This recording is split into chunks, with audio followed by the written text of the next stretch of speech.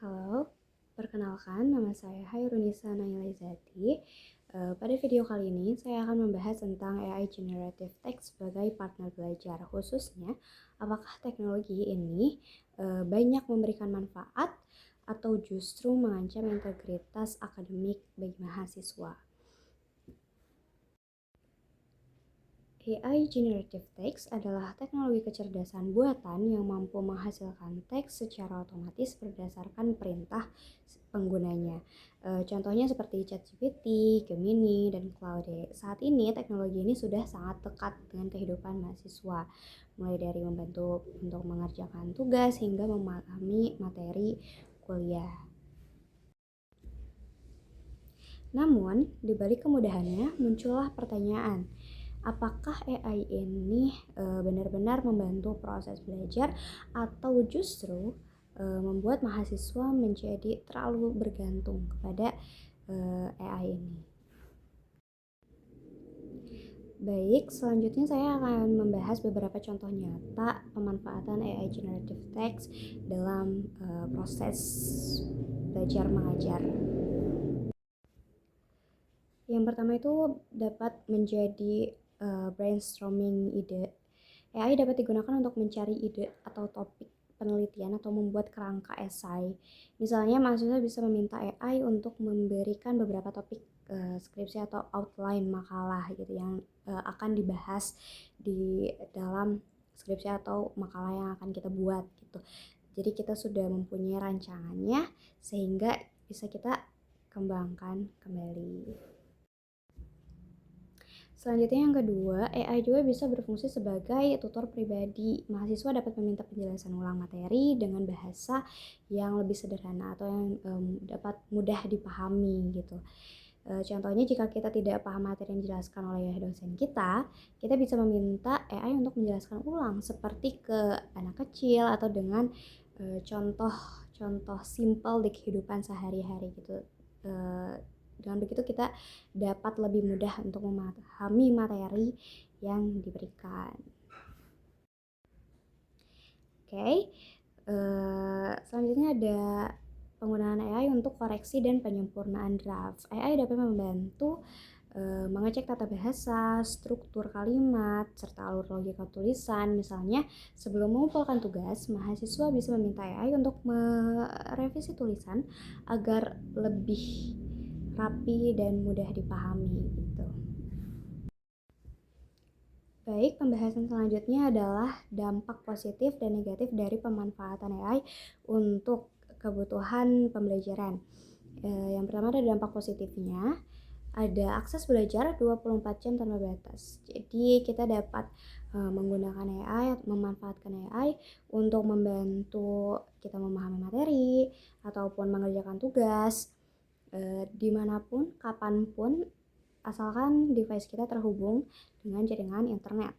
Yang kedua ada pembelajaran lebih personal sesuai kebutuhan, jadi kita dapat meminta AI untuk membantu kita sesuai dengan yang kita butuhkan, lebih spesifik dan khusus gitu. Kemudian meningkatkan efisiensi dalam mengerjakan tugas, dan yang terakhir membantu memunculkan ide kreatif, itu yang tadi brainstorming, kita dapat ide-ide baru gitu yang dibantu oleh AI tersebut. Kemudian ada dampak negatif atau tantangannya dalam memanfaatkan AI ini. Yang pertama, risiko plagiarisme jika digunakan secara tidak etis gitu, yang kalau kita terlalu berpatok kepada ChatGPT atau AI yang lain gitu tanpa kita baca atau mungkin diparafrase gitu, kita hanya copy paste, itu dapat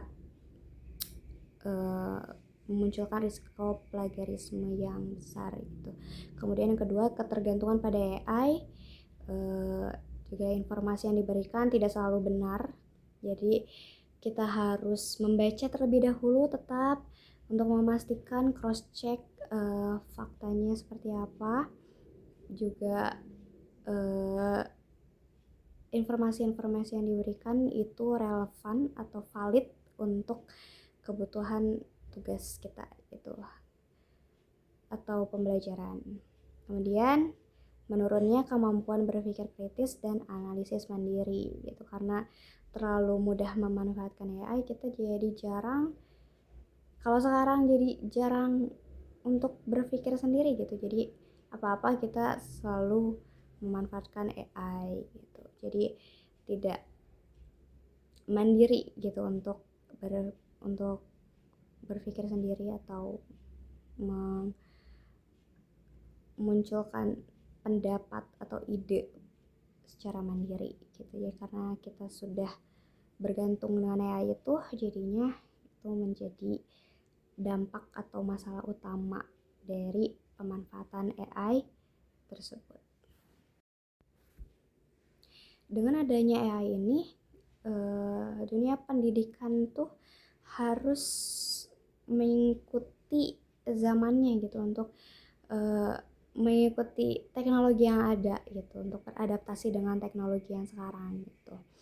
Jadi metode pembelajaran dan penilaian tuh harus berubah gitu. Misalnya lebih menekankan pada pemahaman, bukan sekedar hasil, kemudian mendorong originalitas dan proses yang berpikir, juga mengintegrasikan AI sebagai alat bantu, bukan sebagai pengganti gitu. Jadi kita tidak bergantung kepada AI gitu. Kita hanya menggunakan AI untuk sebagai alat bantu saja gitu, tidak untuk menggantikan proses pembelajaran seperti mengerjakan tugas gitu. Tidak seluruhnya bersumber dari AI. Baik, kesimpulannya, AI generative text memiliki lebih banyak manfaat jika digunakan dengan bijak. Namun, jika disalahgunakan, teknologi ini bisa menjadi ancaman bagi integritas akademik mahasiswa. Jadi kita tidak boleh terlalu bergantung kepada teknologi AI. Sebaliknya, kita hanya bisa memanfaatkan ini sebagai alat bantu, bukan sebagai pengganti.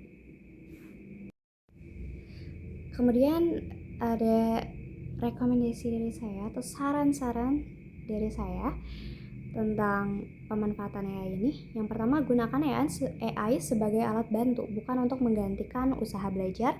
Tetap berpikir kritis terhadap informasi yang diberikan, atau ya cross check dulu informasi yang telah diberikan oleh AI tersebut. Kemudian hindari plagiarisme, di parafrase, dicek ulang. Kemudian gunakan AI untuk memahami, bukan sekedar menyalin jawaban gitu.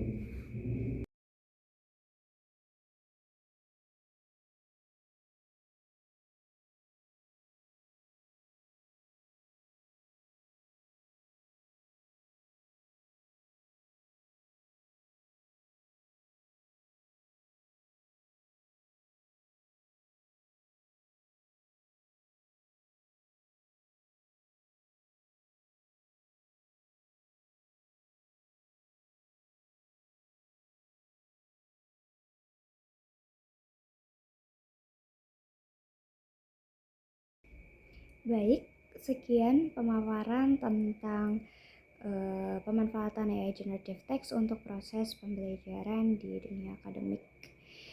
Dari saya, kurang lebihnya mohon maaf. Assalamualaikum warahmatullahi wabarakatuh. Terima kasih.